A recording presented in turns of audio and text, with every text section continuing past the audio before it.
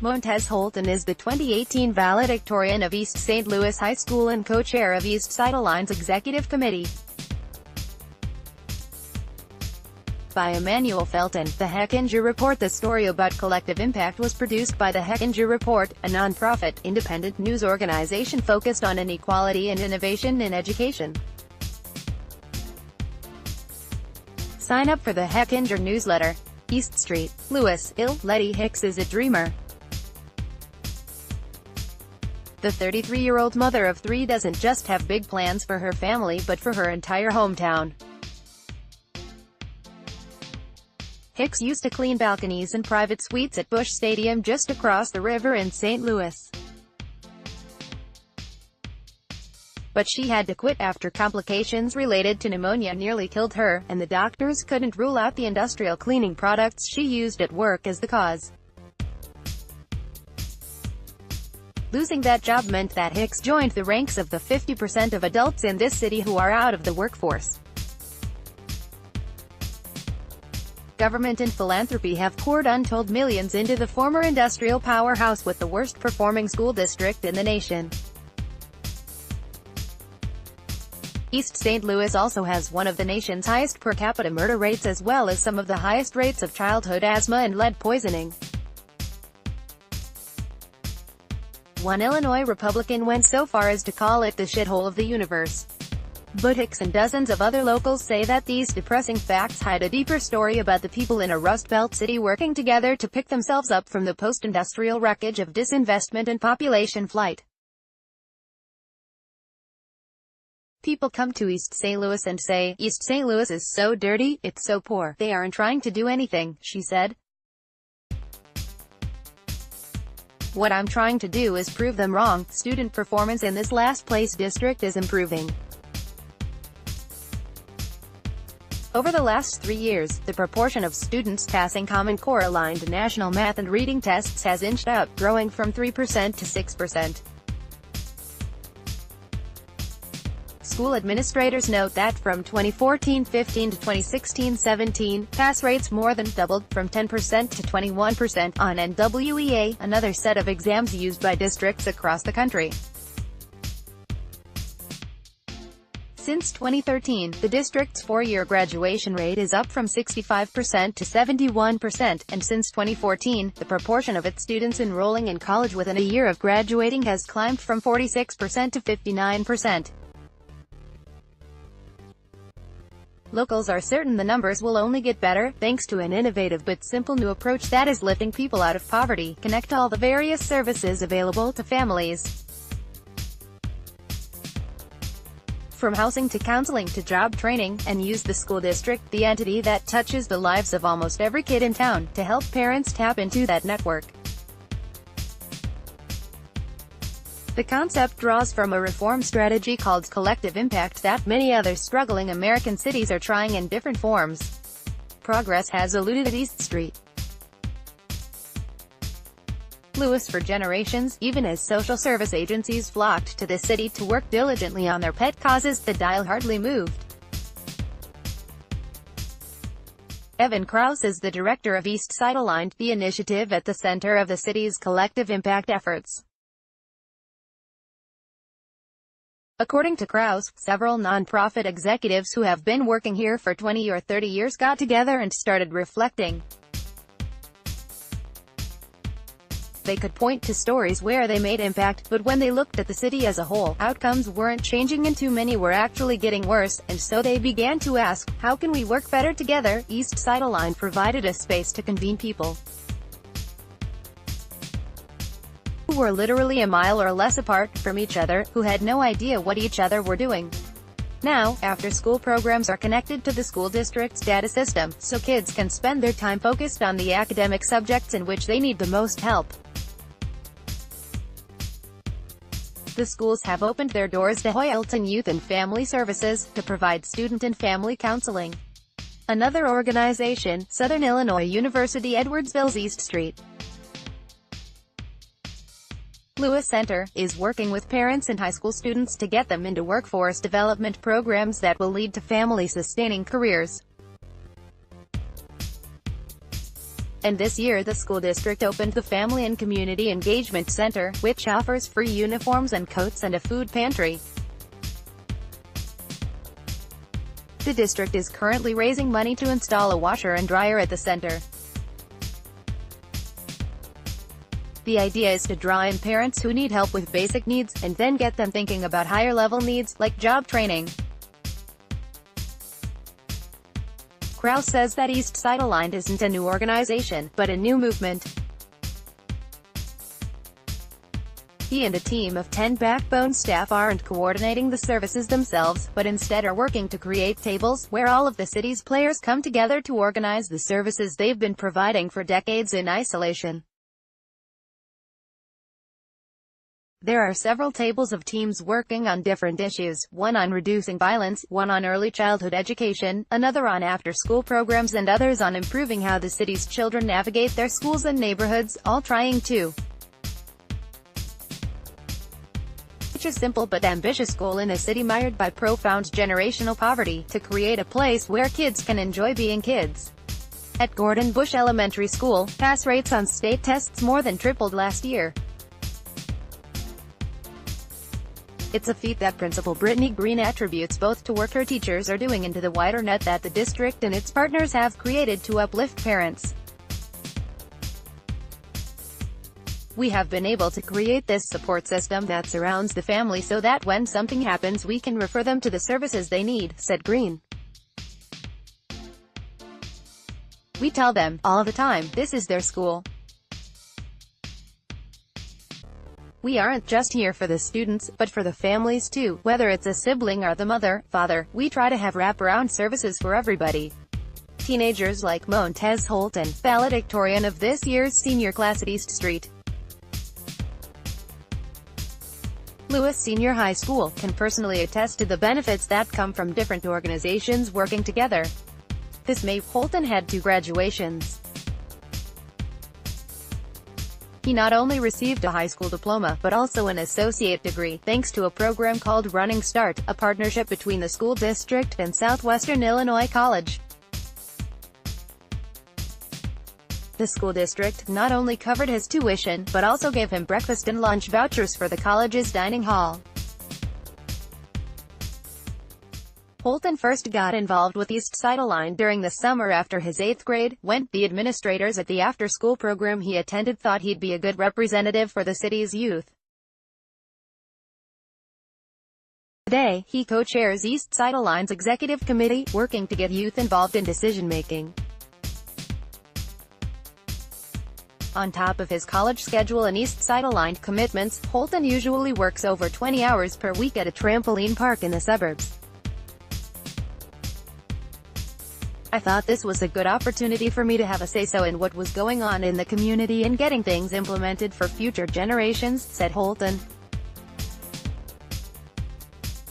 Among his priorities, Holton argued for finding money to get more technology into the city's schools. We've actually started using iPads and Chromebooks in class, he said.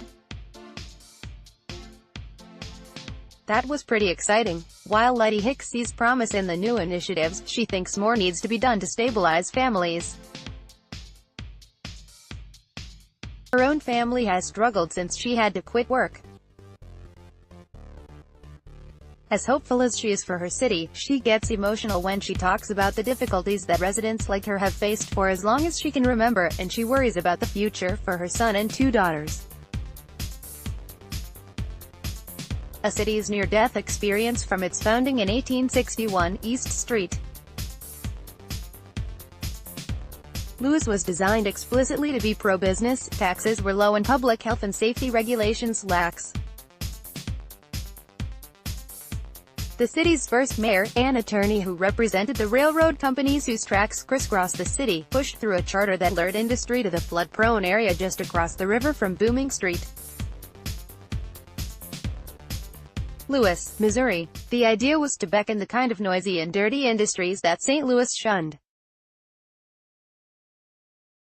In its heyday during the first half of the 20th century, the city hosted stockyards, steel mills, chemical and aluminum plants and oil refineries. These were labor-intensive industries, and soon East St. Louis was known as a city where anyone could get a job. Despite the pollution, noise and filth, thousands of new residents arrived, including immigrants from Central and Eastern Europe and black migrants from the Deep South. For years, companies used the threat of importing more black labor to dampen unionization efforts. That policy contributed to the racial tensions that fed a 1917 riot, one of the deadliest in the country's history. In the aftermath, workers started to unionize, and the companies that built East St. Louis began to abandon it in search of cheaper labor. Scholars estimate that the city lost as many as 45,000 jobs in the decades after World War II. Its unemployment rate skyrocketed. At the same time, white residents with access to credit began to pick up and head to newer, cleaner suburbs. Today, African Americans comprise 97% of East St. Louis's population, making it the blackest place in America with a population over 25,000. In 1971, East St. Louis elected its first black mayor. Political scientist Andrew Thasing said the milestone brought hope to the floundering city. But residents soon realized it was a hollow prize. Finally, African Americans get in the seats of power and there's nothing left, said Thasing, a professor of political science at Southern Illinois University Edwardsville. It is a common story. We can point to Cleveland and Detroit and cities around the country that by the time African American leaders step in, the industrial base has collapsed, the tax revenues are down and the bills haven't been paid. Since 1971, a succession of black mayors has turned to aid from the state and federal government to keep the city afloat. It was rarely enough. The city still struggles to keep trash from piling up on the thousands of vacant lots that dot its streets. The local police force can't keep enough cops on the streets to handle the city's sky-high crime rates. And in 2011, the state took over the city's schools. The state hired Arthur Culver, a veteran school administrator with decades of experience turning around low-performing, high-poverty schools. Culver says that the conditions that he found in East St.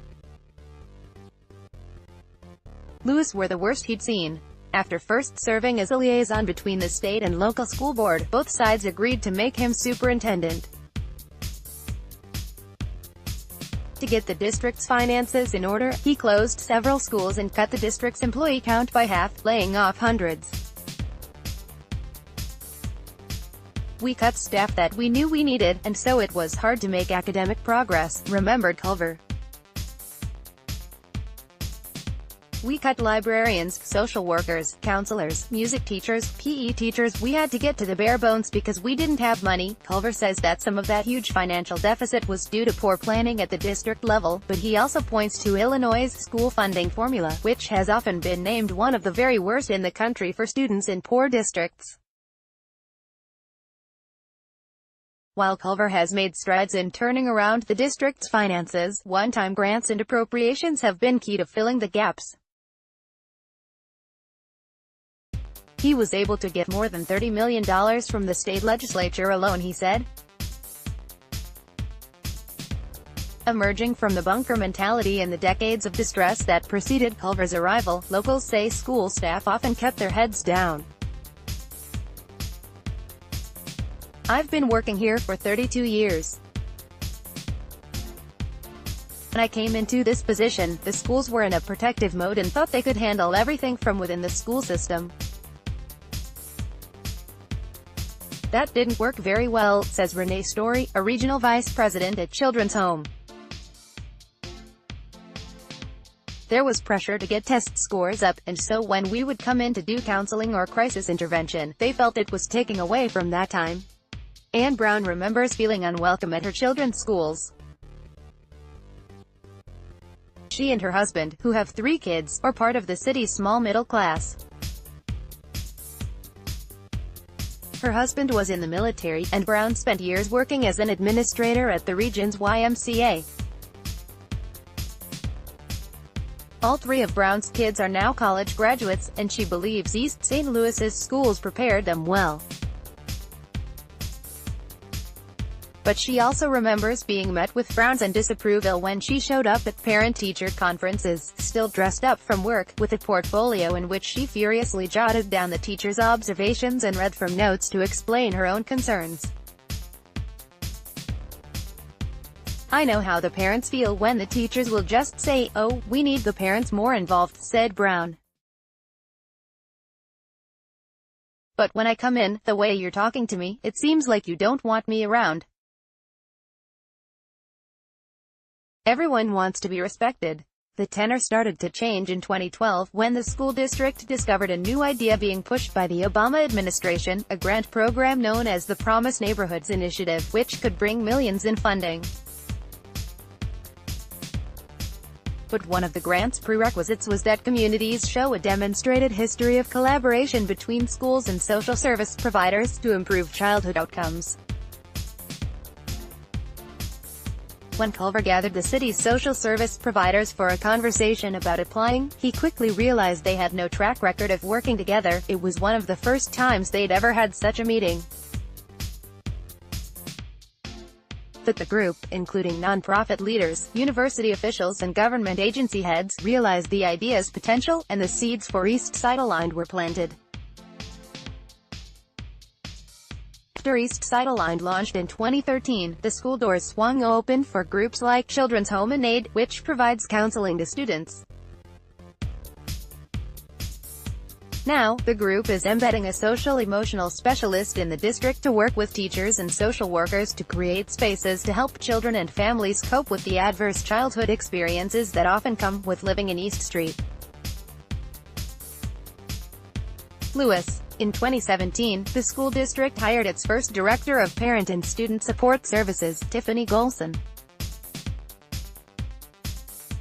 In that role, Golson doesn't just manage dozens of school district employees, a mix of social workers, nurses and truancy workers. She's also responsible for coordinating how her staff works with all of the community partners clamoring to work in the schools. And she oversees the new Family and Community Engagement Center. The center is a place where you can get help furthering your education to get you on your feet. "We're going to help you with financial aid. We're going to answer all those miscellaneous questions and refer you out to our partners," said Golson. "There are so many hidden gems here in East Street Louis that just aren't advertised enough." And Brown, who complained that some of her children's teachers rebuffed her as a parent, was hired as the district's new Family and Community Engagement Coordinator. One of her main roles is to provide a caring ear in the new parent-facing office. Letty Hicks says parents are as excited about the district's new responsiveness as they are about the rise in test scores. The parent group she works with, community organizing and family issues, got the district to bus every kid to school. 4. Many children had to make their own way through sometimes dangerous streets, which are often lined with litter and poorly lit.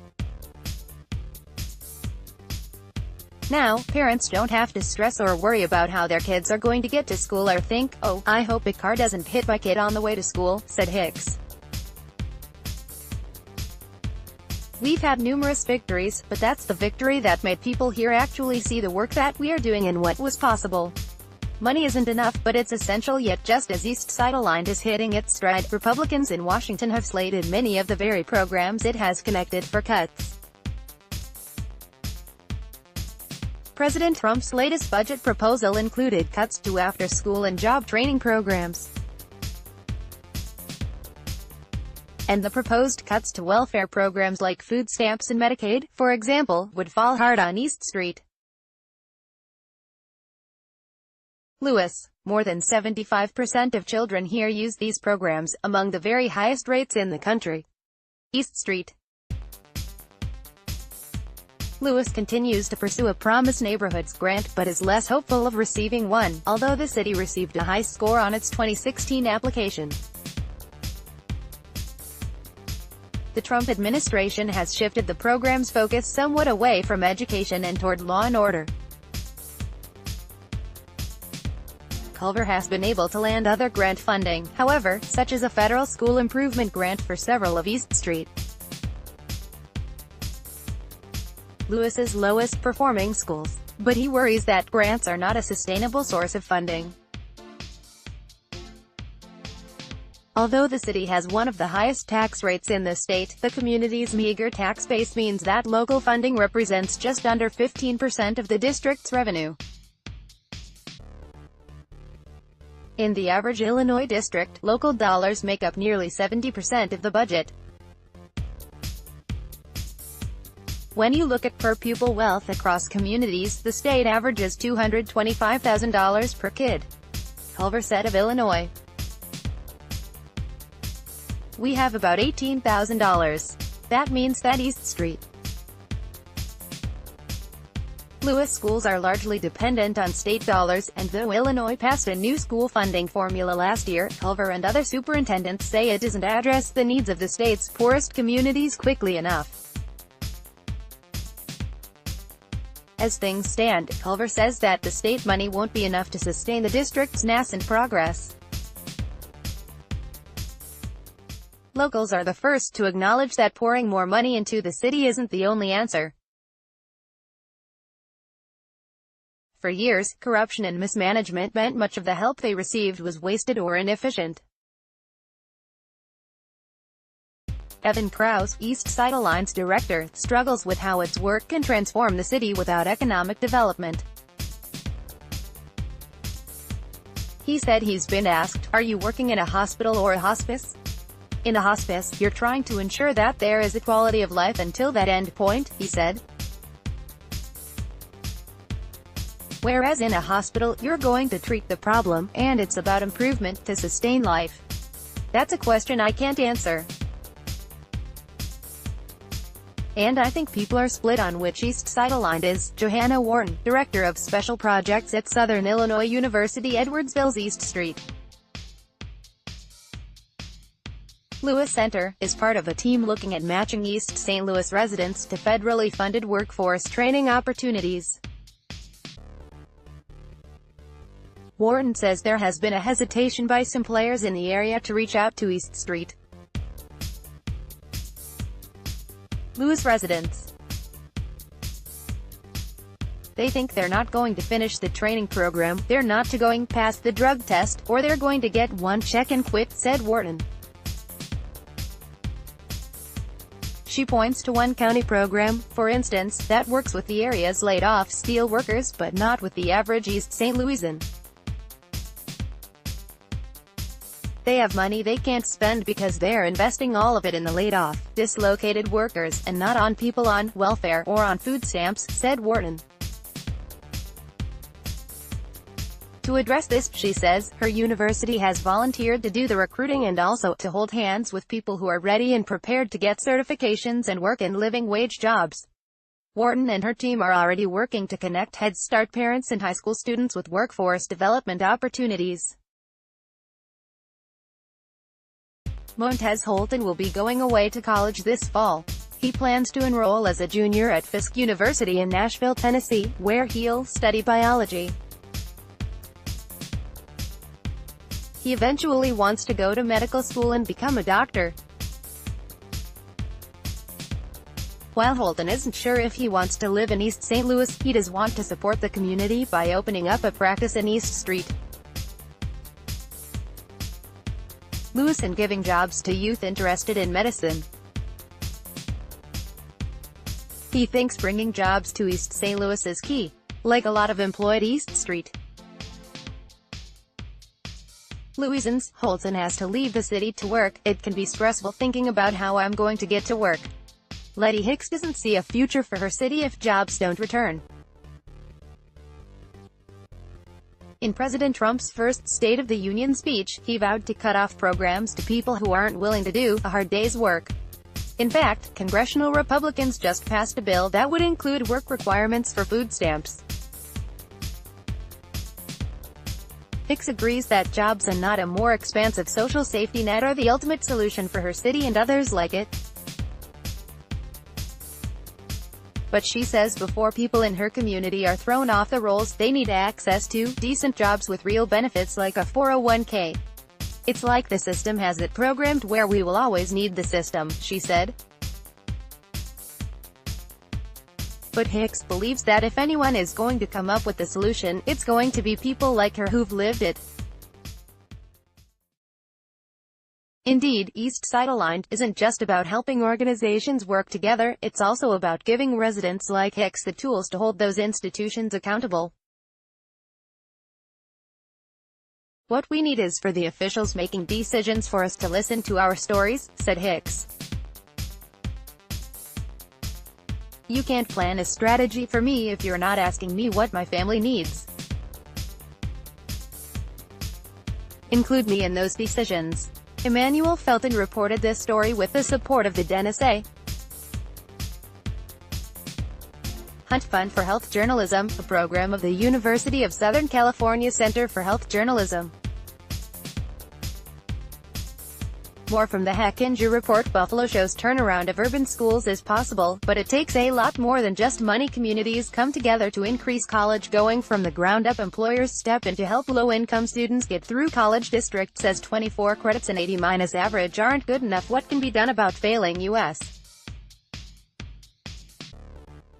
high schools? A look back at Hednick's bold gamble, spend big on impoverished students' social and emotional needs to get academic gains. Download